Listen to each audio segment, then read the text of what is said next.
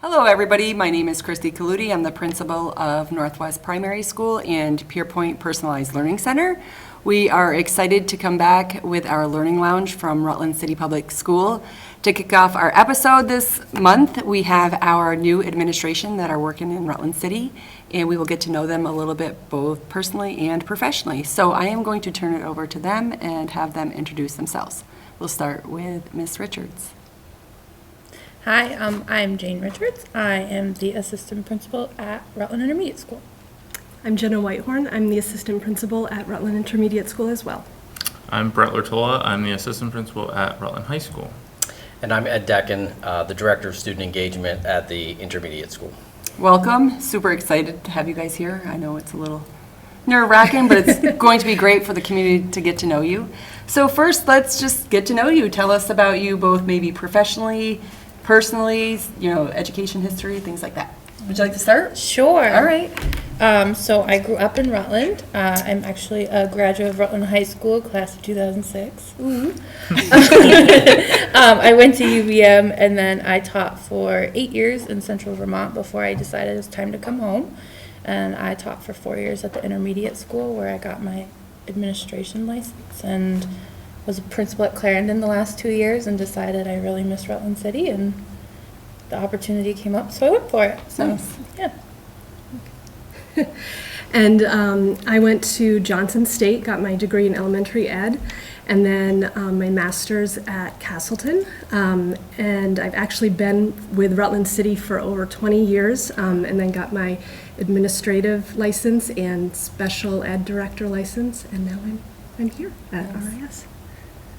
I grew up locally and just up the road in Pittsford. Outer Valley graduate? Outer Valley graduate, yep, I am. All right. Class of 2010. Jen, are you a Rutland grad? I am. All right. Okay, you guys are making me look bad. So I went to Castleton for both undergrad and my master's. I've been teaching at Rutland High for the past 10 years as a math teacher. And during that time, I went back and got my administrative license, and the opportunity presented itself, and I went for it, and here we are. And here you are. Yeah. Yeah, I'm the only import. I came from... Not a Vermonter? Sad to say. I came from South Jersey, and I went to Castleton back when it was the old state college, and took a job in Fairhaven for a little while, teaching at the grade school over there. And when the opportunity presented itself, I took the job in Rutland in 2008, and I've been teaching math in 5th grade over there since then. And same kind of the opportunity presented itself last year to step into this role as the director of student engagement over there, and it's something that I really believe in is being able to support students as much as possible. So I really jumped at the opportunity to dig into this role. And first week on the job has been super busy, but busy. I'm leaving every day just so excited that I'm able to be a support person for so many. Yeah. And we'll talk a little bit about what that looks like. I'm just curious too. So we all have our memories of school, right? So we all, a lot of people know everything about school because they all went to school. However, why did you guys get into education? Like, what brought you into education? Well, when I graduated from Rutland Town in 8th grade, that summer my dad said, "You cannot sit at home this summer, you have to find a volunteer job." So I actually volunteered at the Rutland Rec camp, and I did that I volunteered and then worked my way into a counselor position, and I did that for 10 years. And after that, it was kind of like, oh, you're going to be a teacher. And at first I thought I was going to be a high school biology teacher, and then after my first secondary ed class, my professor was like, "I think you're an elementary major," and I said, "I think you're right." So yeah, that was it. I would say I've always, I'm the oldest of 4 kids, so I've always I like caretaking and being around kids. I thought I was going to be an art teacher, but then decided to head towards elementary ed. And then after that, decided that I really wanted to do special ed. So so I would say it's been a long time that I've been interested in working with kids and being around them. Nice. I guess I'm one of the people that was like really impacted by teachers I had in high school. So I had two math teachers in particular at Otter Valley that I just loved. And they kind of were kind of like the example. So I just left high school and was like, I think I'm gonna, I enjoyed math to begin with, so I was like, I think I'm gonna go the math route, the So right from the engineering, beginning, you knew right that's from what you wanted to right do. from the beginning, yeah. And then once I got to school, I kind of navigated towards the teaching side of it. So yeah. I started off in college as a high school math major for 2 years. Freshman year and sophomore year, then the math got so hard. I'm like, yeah, maybe not a math teacher. Not so much. I'm one of those people that the job found me. There was no way that I had ever dreamed about being in Really? education at all. Wow. I actually went to Castleton to become a state trooper.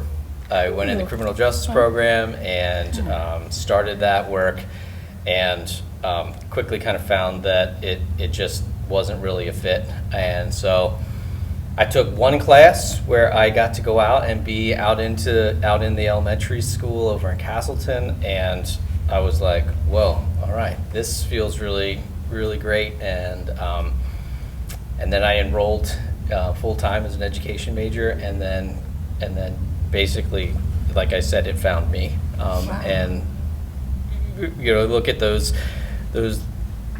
choices in life, that are so pivotal. Like, had I not taken that class, I may not have found it, or maybe it would have always come back to me at some point. But I think it was probably the best decision that I've ever made. Definitely. That's awesome.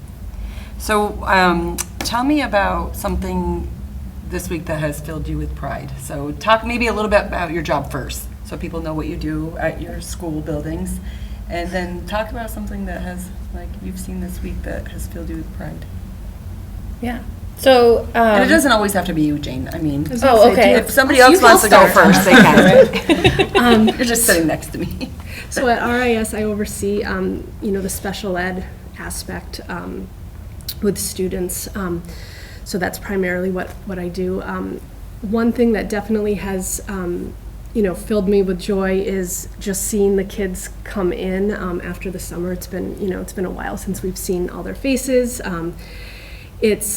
It's nice to see the returning students and to reconnect with them. And then, of course, it's always nice to see the incoming third graders, even though they're nervous. I connected with some of them and said, I'm nervous too. I'm feeling it as well.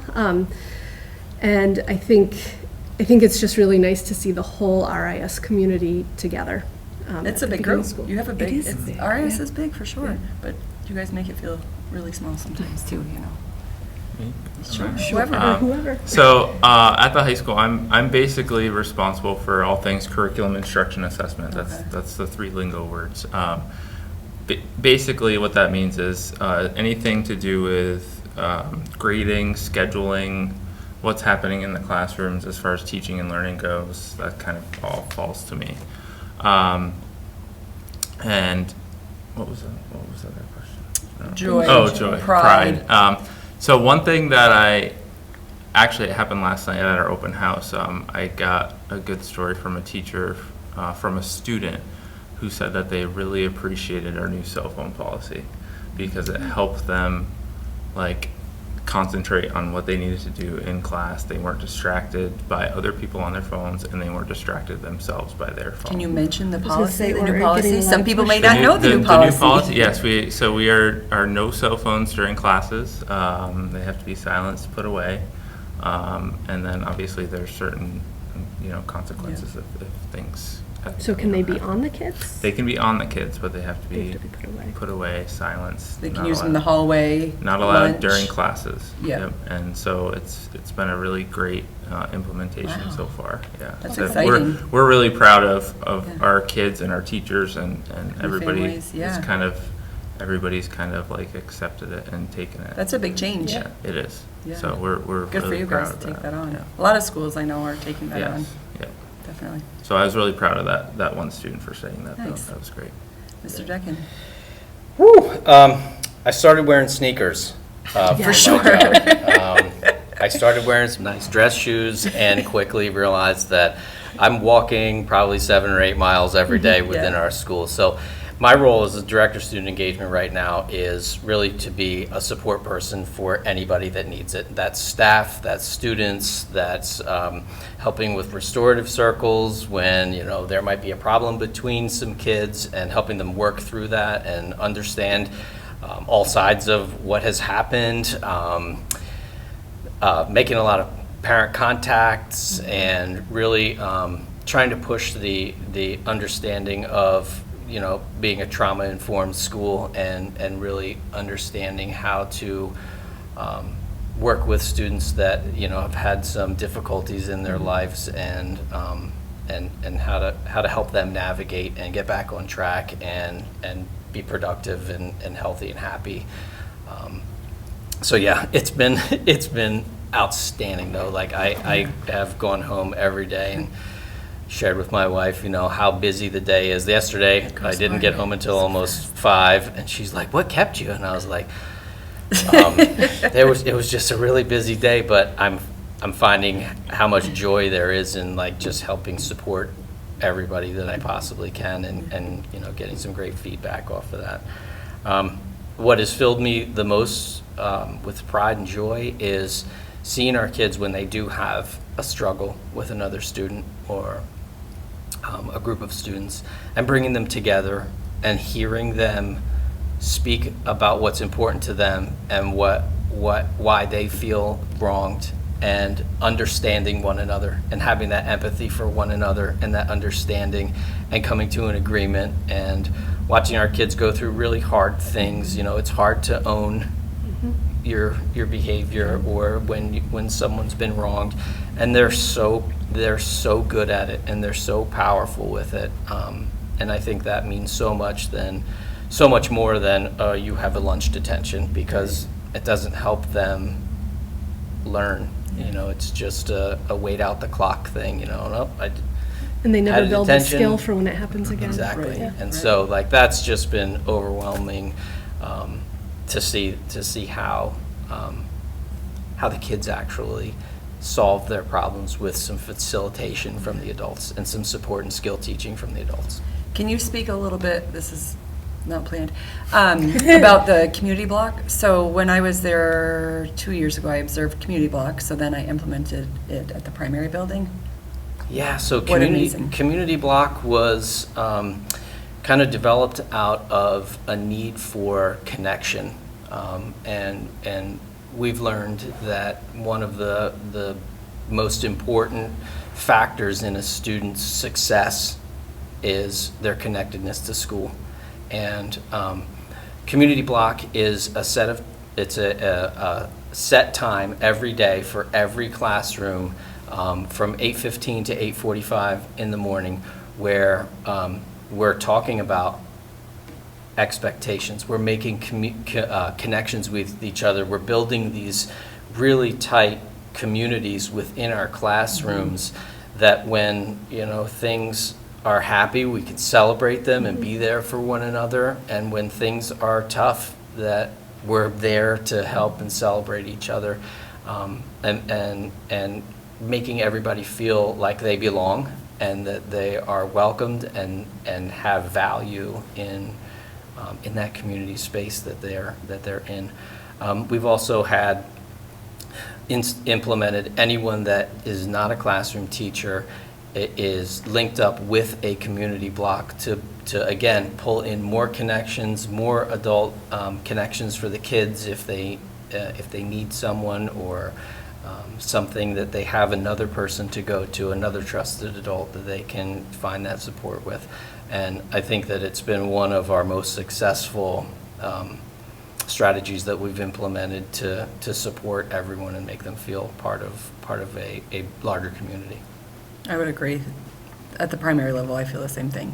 You know, we have adults that don't necessarily go into the classroom that are part of this, you know, community block. So when students see them in the hallways now, it makes the adults feel better, makes, you know, the children feel better, and the sense of community is amazing. It was a really great time. And you guys do it at the end of the day as well, right? Yes, so we have an end circle also I love it. at the end of our day for about 10 minutes to kind of wrap up the day, talk about our successes, Yeah. talk about where we may need to put a little bit more focus.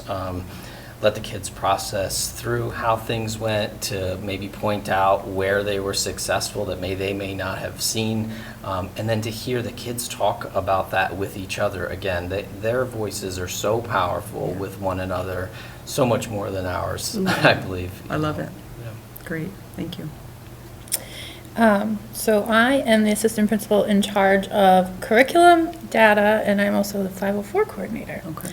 So my job, similar to Brett's, anything instruction, learning, assessment, and then I get to collect all of the data that goes along with that, and present it to staff and kind of help people utilize the data to make informed decisions about their instruction or about how we might support a student. So if there's a student, you know, I collect all the behavior data as well. So if we start to recognize there's a pattern with a student, we might pull them in for EST and put in some supports to help that student. Nice. Yeah, I guess I guess one thing that has brought me pride, so I'm back at the intermediate school. When I was last there, my group of students, I had 3rd and 4th graders. So my 4th graders are over in the middle school, and I've seen a few of them. That's been really nice to see how much they've grown, and to see my 3rd graders who have also grown tremendously, and to talk to them. But I also am in a unique position of our current 3rd and 4th graders. My sister is an art teacher, and so I constantly get, so you're Miss Richards too? And I said, yes. And they're like, is your sister Miss Richards? And I said, yes, that's the other Miss Richards. But so many of them have just had really great experiences with her, and that brings me a lot of pride as I'm the little sister, but I went into education first, so it just makes me so happy to see how many kids she's impacted. Yeah, for sure. Any other things professionally you want to share with the group? Maybe we'll talk a little personal.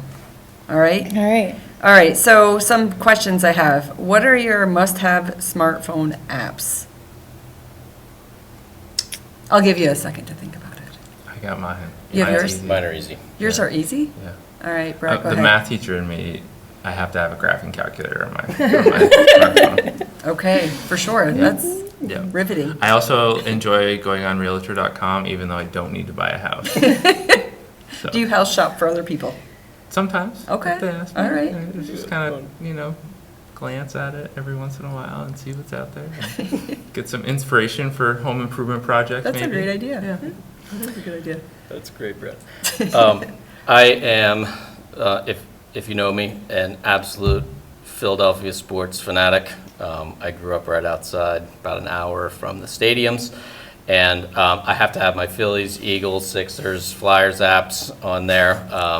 It might be a little bit of an addiction, but healthy. Yeah, go Birds! They play tonight's Friday. It's opening night in Brazil.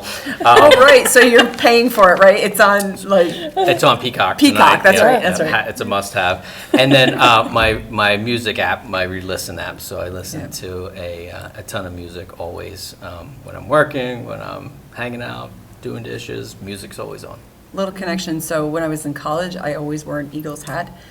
Didn't even know where they were from, but I liked the colors. So you're an Eagles fan? No, just like the green and white. We're always ready for more. So jump on board. I would say my favorite app that I use is Insight Timer, which has it's loaded with thousands of meditations. Never even heard of I it. would recommend it. I use it every single day, multiple times a Really? day. Yes. Insight? Insight Timer. They have like, Okay. bedtime calming stories. They've got some stuff for kids. I highly recommend it. Are you going to get a kickback off of that?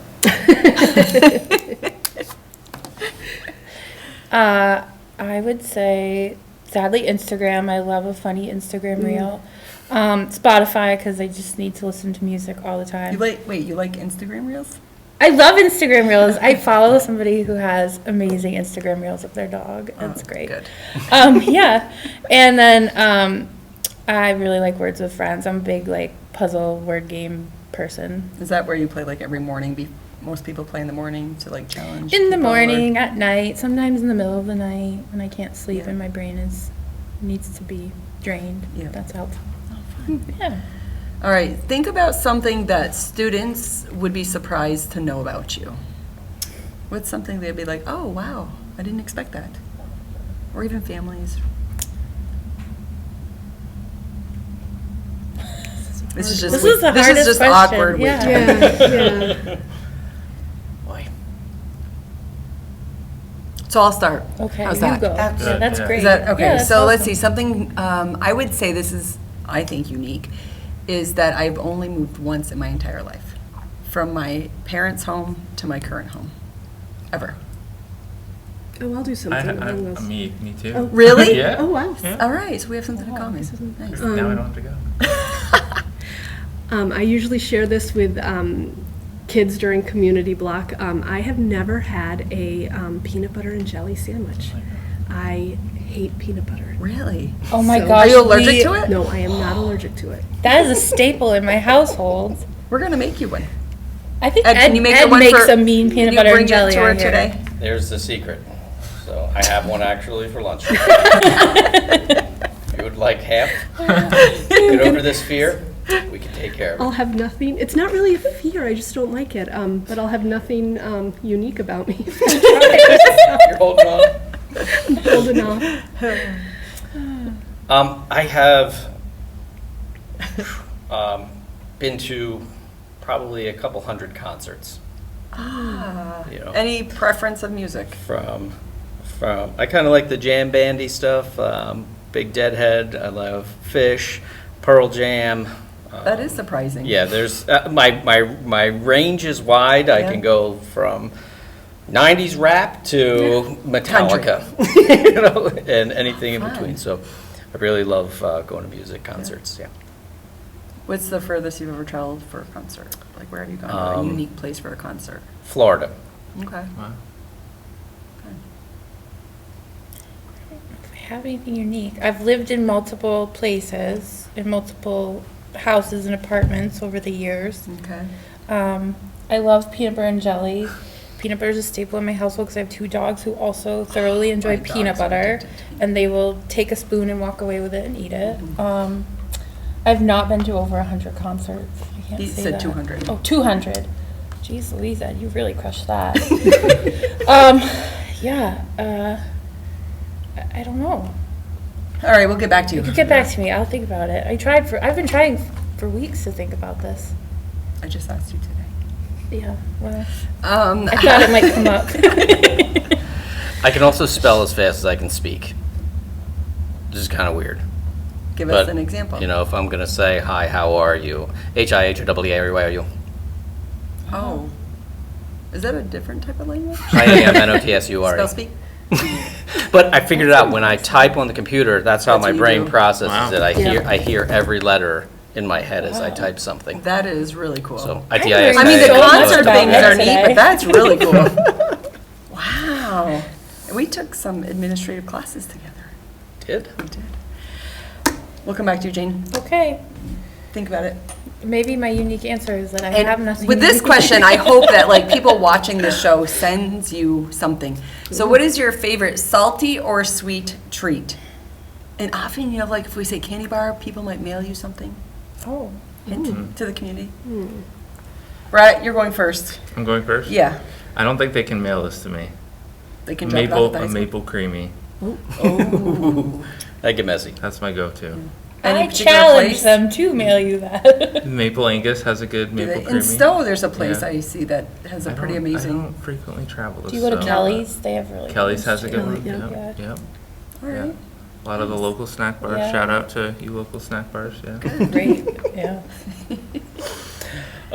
Chips. Salty for sure. And what kind? Cape Cod. Yes. Crunchy. Salt and vinegar. Yes.